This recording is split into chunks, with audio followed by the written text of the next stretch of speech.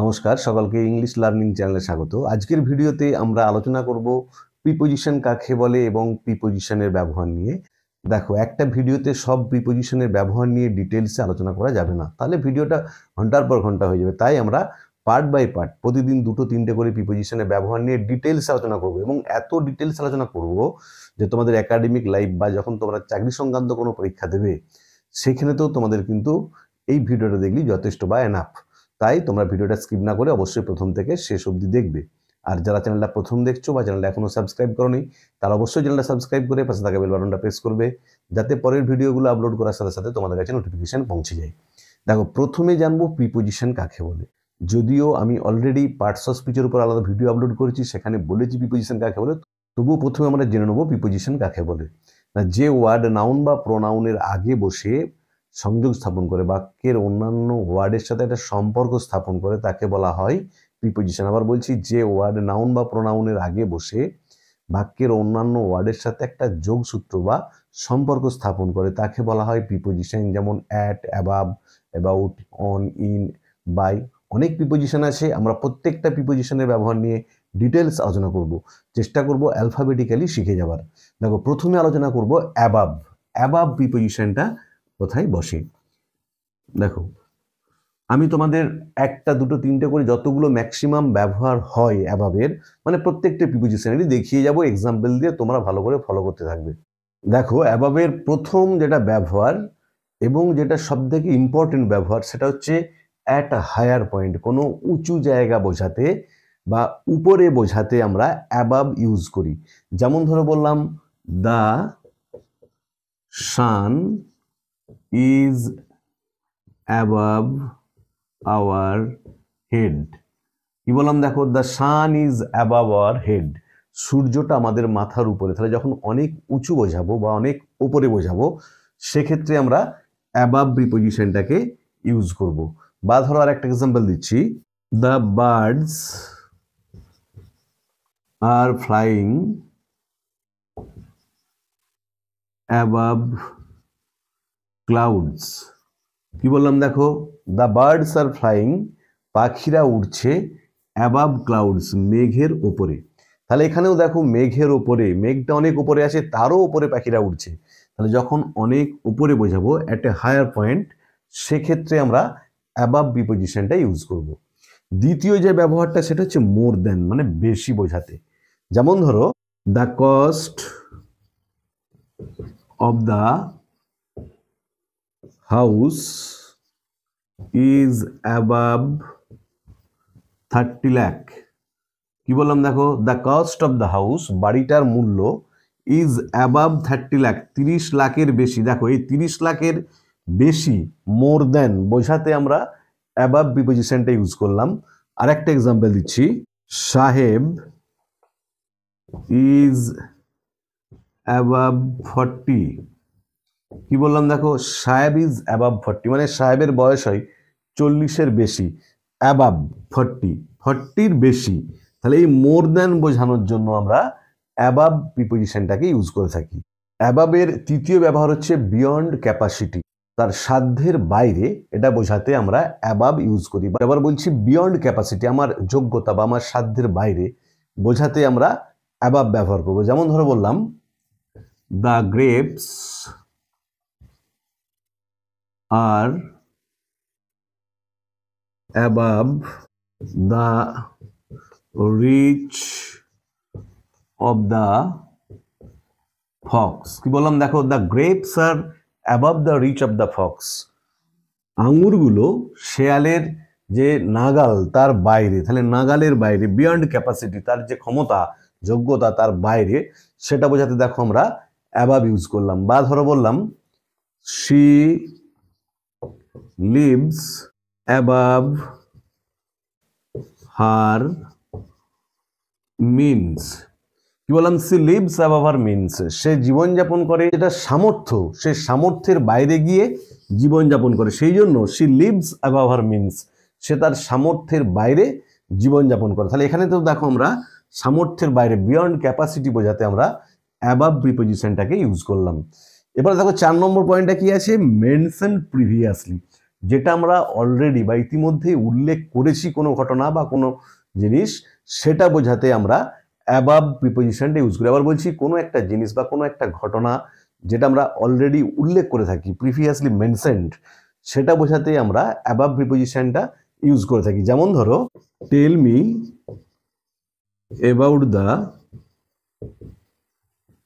Above facts. কি বললাম দেখো, tell me about the above facts, আমাকে বলো উপরের ঘটনাটা সম্পর্কে। তাহলে উপরে যে ঘটনাটা বলা আছে সেটা সম্পর্কে বলতে বলা হচ্ছে। তাহলে উপরেতে আমরা অলরেডি মেনশন করেছি প্রিভিয়াসলি, সেটা বোঝাতে আমরা অ্যাবাভ প্রিপোজিশনটা ইউজ করলাম। বা ধরো, read the above passage and answer the following questions. এটা আমরা পড়ে থাকি যখন সিন আনসিনের প্রশ্ন করি পরীক্ষাতে, যে রিড দ্য অ্যাবাভ প্যাসেজ, ওপরের উদ্ধৃতিটা বা প্যাসেজটা পড়ো, and answer the following question, এবং নিচের প্রশ্নগুলোর উত্তর দাও। তাহলে দেখো, ওপরের প্যাসেজটা পড়তে বলা হচ্ছে, যেটা অলরেডি মেনশন করা আছে প্রিভিয়াসলি আগে থেকেই, সেটা পড়তে বলা হচ্ছে এবং প্রশ্নগুলো উত্তর দিতে বলা হচ্ছে। সেক্ষেত্রে আমরা অ্যাবাভ প্রিপোজিশনটাকে ইউজ করলাম। দেখো, অ্যাবাবের 5 নম্বর ব্যবহার হচ্ছে সারপাসিং সামথিং, কোনো কিছুকে অতিক্রান্ত করা, মানে কোনো কিছুকে টপকে যাওয়া, সেটা বোঝাতে আমরা অ্যাবাভ প্রিপোজিশনটাকে ইউজ করি। আবার বলছি, সারপাসিং সামথিং মানে কোনো কিছুকে টপকে যাওয়া, কোনো কিছুকে অতিক্রান্ত করা বোঝাতে আমরা অ্যাবাভ প্রিপোজিশনটা ইউজ করি। যেমন ধরো বললাম, he is above you in cunning. দেখো কি বললাম, he is above you in cunning, সে চালাকিতে তোমার থেকেও বেশি। মানে দেখো, তোমাকে সে চালাকিতে টপকে গেছে, অতিক্রান্ত করেছে, সেই জন্য আমরা অ্যাবাভ প্রিপোজিশনটাকে ইউজ করলাম। তাহলে he is above you in cunning, সে চালাকিতে বা ধূর্ততায় তোমার থেকেও বেশি। তাহলে তুমি চালাক বটে, তার থেকেও তোমাকে অতিক্রান্ত করে যাচ্ছে, টপকে যাচ্ছে, সেটা বোঝাতে আমরা অ্যাবাভ প্রিপোজিশনটাকে ইউজ করলাম। আর একটা এক্সাম্পল দিচ্ছি, দেখো, you can hear him above the noise of the traffic। কি বললাম দেখো, ইউ ক্যান হিয়ার হিম, তুমি তার গলা শুনতে পাবে, above the noise of the traffic, যান চলাচলের যে শব্দ তার থেকেও বেশিতে, মানে যান চলাচলের শব্দকে অতিক্রান্ত করবে, টপকে যাবে তার কণ্ঠস্বর, সেই জন্য আমরা বলছি কি you can hear him above the noise of the traffic. Traffic, যান চলাচলের যে শব্দ তার থেকেও জোরে তুমি তার গলাটা শুনতে পাবে। তাহলে অ্যাবাভকে আমরা মেনলি এই 5টা ক্ষেত্রে ব্যবহার করে থাকি। তোমরা খুব ভালো করে পয়েন্টগুলো মনে রাখবে। এখানে তো আমি যেসব পয়েন্টগুলো আলোচনা করেছি, এগুলো শুধুমাত্র তোমাদের একাডেমিক লাইফ নয়, তোমরা যখন কম্পিটিটিভ এক্সাম দেবে বা যেসব ভাই বোনেরা কম্পিটিটিভ এক্সাম দিচ্ছ, তাদের জন্যও কিন্তু খুবই ভাইটাল এই নিয়মগুলো, তোমরা কিন্তু এগুলো খুব ভালো করে খেয়াল করবে। দেখো, দ্বিতীয় যে প্রিপোজিশনটা নিয়ে আলোচনা করব সেটা হচ্ছে অ্যাবাউট। যে অ্যাবাউট এই প্রিপোজিশনটাকে আমরা কোন কোন ক্ষেত্রে ব্যবহার করব, দেখো অ্যাবাউটেরও বেশ 5-6টা ব্যবহার আছে, আমি তোমাদের এক এক করে দেখিয়ে দিচ্ছি। প্রথম হচ্ছে কনসার্নিং আর রিগার্ডিং সামথিং, কোনো বিষয় সম্পর্কে বা কোনো কিছু সম্পর্কে বোঝাতে আমরা অ্যাবাউট প্রিপোজিশনটা ইউজ করে থাকি। আবার বলছি, কনসার্নিং আর রিগার্ডিং সামথিং মানে কোনো বিষয় সম্পর্কে বা কোনো কিছু সম্পর্কে বোঝাতে আমরা অ্যাবাউট প্রিপোজিশনটা ইউজ করে থাকি। যেমন ধরে বললাম, do you know anything about the accident. কি বললাম দেখো, do you know anything about the accident, তুমি কি দুর্ঘটনাটা সম্পর্কে কিছু জানো। তাহলে দেখো কি বললাম, তুমি কি দুর্ঘটনা সম্পর্কে কিছু জানো। দেখো, রিগার্ডিং আর concerning the accident, do you know anything, তুমি কি এই দুর্ঘটনা নিয়ে বা দুর্ঘটনা সম্পর্কে কিছু জানো। দেখো, সেক্ষেত্রে আমরা অ্যাবাউট ব্যবহার করলাম। বা ধরো, I know many things about him. কি বললাম দেখো, I know many things about him, আমি তার সম্পর্কে অনেক কিছু জানি। তাহলে দেখো, আমি তার সম্পর্কে, অ্যাবাউট হিম, তার সম্পর্কে অনেক কিছু জানি। তাহলে এখানে তো দেখো, আমরা ওই সম্পর্কে বোঝাতে বা সম্বন্ধে বোঝাতে আমরা অ্যাবাউট প্রিপজিশনটাকে ইউজ করলাম। এবারে অ্যাবাউটের দ্বিতীয় ব্যবহার হচ্ছে নিয়ারলি বা প্রায়। যখন আমরা প্রায় বা নিয়ারলি বোঝাবো সেক্ষেত্রে আমরা অ্যাবাউট প্রিপজিশনটাকে ইউজ করবো। আবার বলছি দ্বিতীয় ব্যবহারটা হচ্ছে নিয়ারলি মানে প্রায়। যখন আমরা নিয়ারলি অর্থে বা প্রায় অর্থ ব্যবহার করব সেক্ষেত্রে আমরা অ্যাবাউট প্রিপজিশনটাকে ইউজ করব। যেমন ধরো it is about 10 PM। It is about 10 PM, প্রায় রাত্রি 10টা।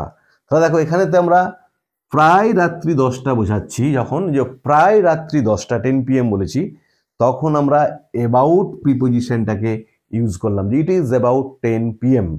বা ধরো I waited for you about 2 hours। কি বললাম?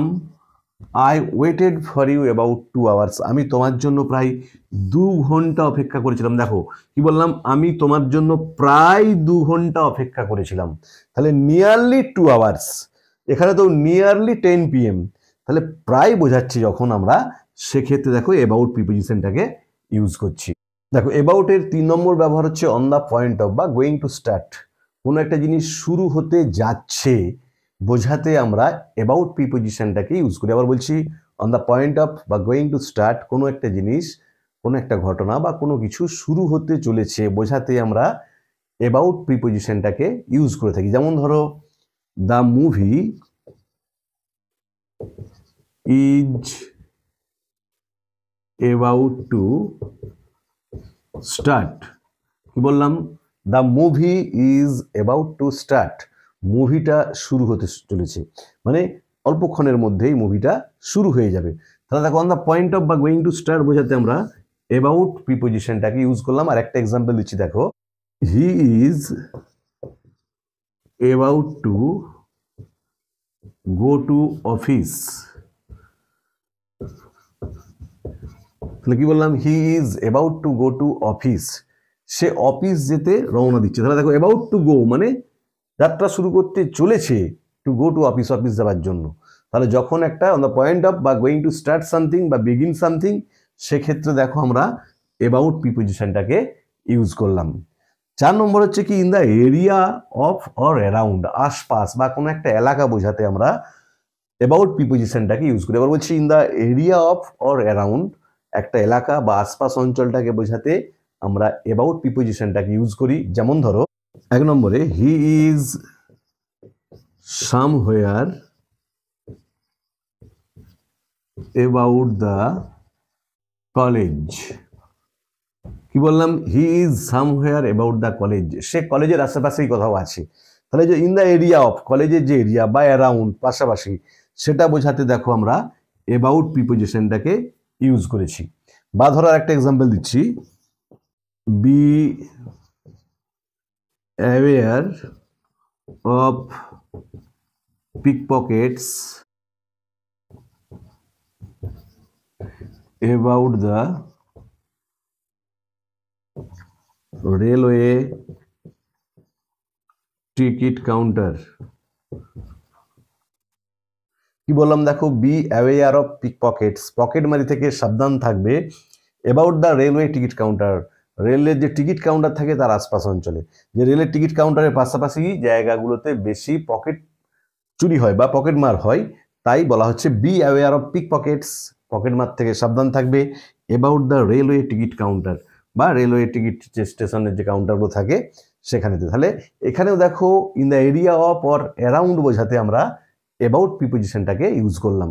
দেখো অ্যাবাউটের 5ম বা লাস্ট ব্যবহার কি, আমরা কিছু কিছু ক্ষেত্রে উইথ বা সঙ্গে বোঝাতে অ্যাবাউট প্রিপজিশনটাকে ইউজ করি। আবার বলছি কিছু কিছু ক্ষেত্রে আমরা উইথ বা সঙ্গে বোঝাতে, যখন কোনো কিছু সঙ্গে বোঝাবো সেক্ষেত্রে অ্যাবাউট প্রিপজিশনটাকে ইউজ করবো। তোমাদের এক্সাম্পল দিলে তোমরা বুঝতে পারবে। I have no money about me. কি বললাম? I have no money about me, আমার সাথে বা আমার সঙ্গে কোনো টাকা নেই। তাহলে I have no money about me, এর অর্থ হলো আমার সঙ্গে বা আমার কাছে কোনো টাকা নেই। এই যে সঙ্গে বোঝাচ্ছে, সেই জন্য আমরা দেখো অ্যাবাউট প্রিপজিশনটাকে ইউজ করলাম। তাহলে আজকের ভিডিওতে আমরা প্রিপোজিশন কাকে বলে এবং অ্যাবাব ও অ্যাবাউট এই দুটি প্রিপোজিশনের ব্যবহার নিয়ে ডিটেলস আলোচনা করলাম। ভিডিওটা ভালো লাগলে তোমরা অবশ্যই লাইক শেয়ার ও কমেন্ট করে জানাবে, আর যারা চ্যানেলটা প্রথম দেখছো তারা অবশ্যই চ্যানেলটা সাবস্ক্রাইব করে পাশে থাকা বেল বাটনটা প্রেস করবে, যাতে পরের ভিডিওগুলো আপলোড করার সাথে সাথে তোমাদের কাছে নোটিফিকেশন পৌঁছে যায়। আর আমরা রেগুলারলি প্রিপোজিশনের ব্যবহার নিয়ে ভিডিও আপলোড করে যাব। প্রতি ভিডিওতে আমরা 2টি কি 3টি করে প্রিপোজিশনের ব্যবহার নিয়ে একদম ডিটেলসে যতগুলো ম্যাক্সিমাম ব্যবহার হতে পারে প্রিপোজিশনটার তা নিয়ে আলোচনা করব। তাহলে তোমাদের একাডেমিক লাইফ এবং তোমরা যখন কম্পিটিটিভ পরীক্ষা দেবে বা যারা দিচ্ছ উভয় ক্ষেত্রেই সমানভাবে কাজে লাগবে। ধন্যবাদ সকলকে, ভালো থেকো, দেখা হবে পরের ভিডিওতে।